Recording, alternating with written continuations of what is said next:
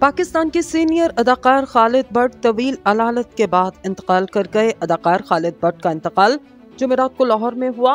वो गुर्दे और जिगर की बीमारियों से पैदा होने वाली पेचीदगियों का शिकार रहे। वो इन दिनों जियो टेलीविजन पर नशर हो रहे ड्रामा सीरियल कई में दुराब खान के किरदार में नजर आए, जिन्हें अवाम की जानिब से बेहद पसंद किया गया। खानदानी जराये के मुताबिक खालिद भट्ट की नमाज़े जनाजा कल बादस नमाज़े असर अदा की जाएगी।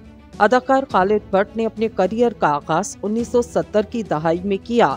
इन्होंने उर्दू और पंजाबी फिल्मों और कई मशहूर ड्रामों में अदाकारी के जौहर दिखाए। खालिद भट्ट को इनके फनी खिदमत पर हुकूमत की जानिब से प्राइड ऑफ परफॉर्मेंस अवार्ड से भी नवाजा गया।